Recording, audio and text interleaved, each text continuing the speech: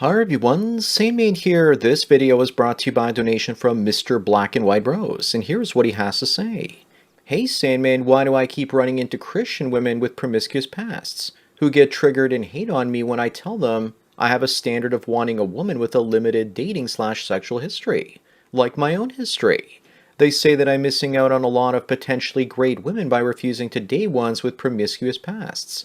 Then they attempt to reframe the discussion by rolling out the feminist narrative of promiscuous men who want virgin wives, while continuing to ignore my stated fact that I have held myself to my standard for a prospective spouse. I told one woman in a Christian social media group that I'm a member of about the problem of born-again Christian women who have lots of cheap, fast, wild sexual encounters with guys who they now call douchebags, and now insist on making a prospective Christian boyfriend remain celibate with them while courting to marriage. But the hypocrisy of these women and the horrible deal this is for the celibate Christian boyfriend doesn't seem to register with her. Also, why do I keep running into Christian women who don't want children, or only want to adopt kids, or already have kids, and get triggered and hate on me when I tell them that I want to have my own biological kids when I get married? They say they're offended by men who see women only as baby factories, that if I'm a Christian I should be happy to consider adopting or becoming a stepdad. It seems like there are quite a few women like this in the churches today. Why are these women even Christian? Why can't they go form their own religion in church? This would unmuddy the waters. They can find their types of men in their own religion, and I can be sure that women who advertise themselves as being Christian are in fact in alignment with my Christian/religious values. Thanks, and keep spitting out those red pills. Well, Mr. Black, thanks for the donation as well as the topic. Women that were once promiscuous and now in your church use the whole God forgives our trespasses, so we should forgive the trespasses of others excuse to get men to accept their sluttery. They are chameleons looking for a high-value man that can be with as many women as he wants, but only wants one because his religious beliefs keep him bound to just her, and she doesn't have to worry nearly as much that he's going to cheat. Women use religion as a tool to get what they want. Why do you think that Christianity became socially acceptable and why women embraced it 2,000 years ago? Because it was a way to standardize male behavior, for them to potentially find and keep a man that doesn't know or understand his true value in the sexual marketplace. Everything you're saying to these women does register with them, Mr. Black. You're just not a simp like many of the other Christian guys that they're used to dealing with. Most Christian men are so wrapped up in converting others or focusing on their own sins that they don't focus on those of the women around them. Even when they do see them, they do what JC would do, which is to forgive. Saving yourself for marriage keeps most men thirsty, and when they finally settle down and lose their virginity with her, it's going to make them feel super guilty even thinking about leaving.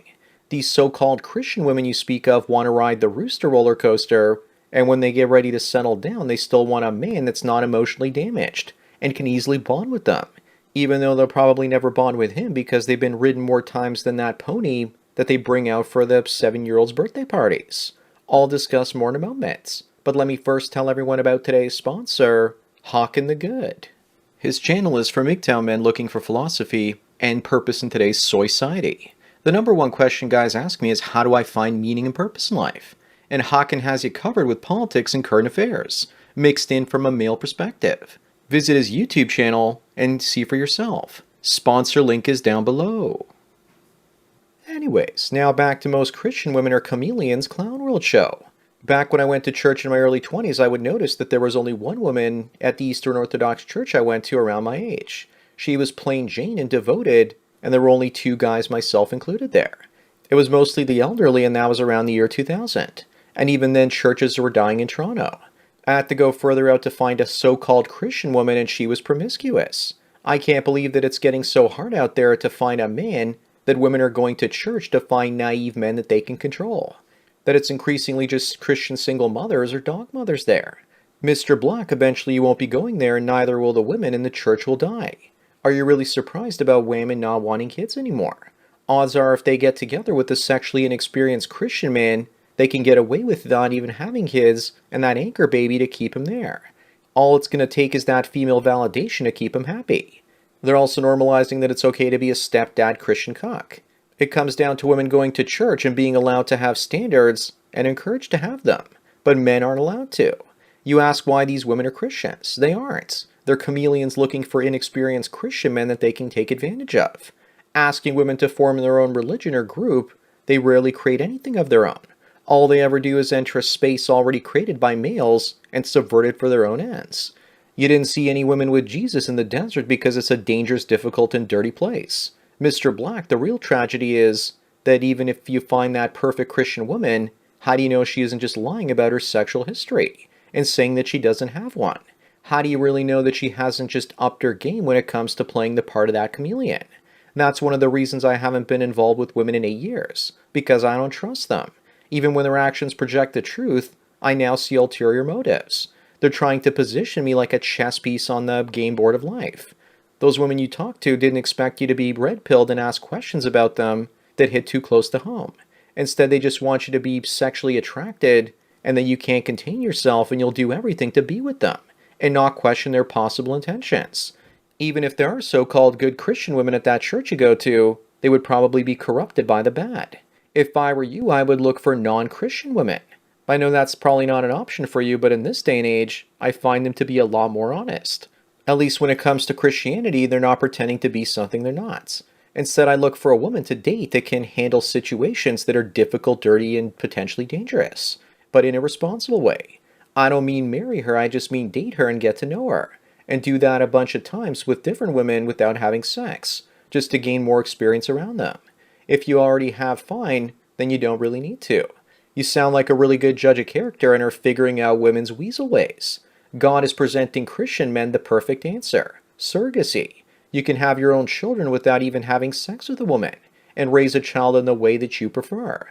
Never before in history could a man remain a virgin and have children. Technically, the same goes for a woman if she has her eggs removed and then they're carried by surrogates. You titled your request to me Christian Feminists. The truth is that all women are feminists. Today you see female nature without restriction on display, and all the behaviors you describe are perfectly natural for women. They know exactly how shitty the deal is for men, and they just pretend like it's no big deal, basically gaslighting you. Once you see it enough times, you can no longer unsee it. To me, it sounds like you're becoming jaded about dating Christian women because you don't know if they're being honest or not. Here's a thought. Suspect them all of being dishonest until you can prove otherwise.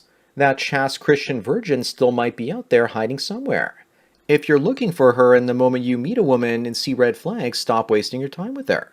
Make a list of all the girls on a piece of paper at your church and then write down all the red flags they have next to each other.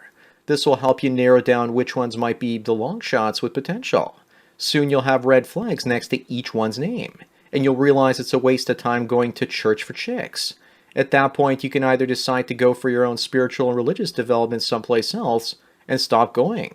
Maybe you're also there to socialize with other guys. I don't know. I think you're about to come to the realization that you can't be sure of women's intentions regardless of if they say they're Christians or not. The sad thing is that guys like you 30 years ago would have been able to find the type of girl you're looking for, but not anymore. You would have had a family and wife. Now you realize that's probably not in the cards, and you're getting upset about it. You're blaming the fake Christian women coming to church and muddying the water so that you can't see the real Christian women. But if those fake ones left, all there would be left is crickets. Christianity is dying, and wherever it was strongest is where feminism takes the greatest foothold. Organized religion doesn't exactly die. It just gets converted into something else. Once the fake Christian women destroy the churches, then they'll replace religion with feminism out in the open. People say that there are still good Christian girls in the Bible Belt. But I fear that if the Bible Belt loses its religion, it might become an even greater feminist stronghold than the more progressive states. Good examples of that are South Korea and Brazil, both places where Christianity was strong and where it eventually died. In a way, I'm glad you're getting pissed off, Mr. Black, with your poor quality Christian women, because it means that sooner or later you're going to go monk mode, instead of putting yourself through dating any of these women. You're not missing out if you choose to date damaged women that have their pipes cleaned by hundreds of men or more. But enough of my ramblings. Anyways, that's it for today. Thanks again to Mr. Black and White Rose for the donation and topic. Don't forget to smash the like button, the way that the only thing that's Christian about Christian women these days is that they were smashed by multiple guys named Christian. Bang the bell and check out the mystery link. Follow me on BitChute, Twitter, and Facebook to get tomorrow's video today. Subscribe to me on Minds, Odyssey, MGTOW.tv, and Rumble to get the video for the day after tomorrow. This channel's been demonetized, and if you want to help me keep making content, then please support me through Subscribestar. There's a link to it in the description. Or you can do an hour-long coaching chat with the Sandman for $45 US, and it won't rush you out the door like a cheap whore. Thanks for taking your daily dose of red pills, and remember, a red pill a day keeps the single mothers for Christ that are trying to trap a naive, good quality man away. So enjoy the rest of your day, and cheers.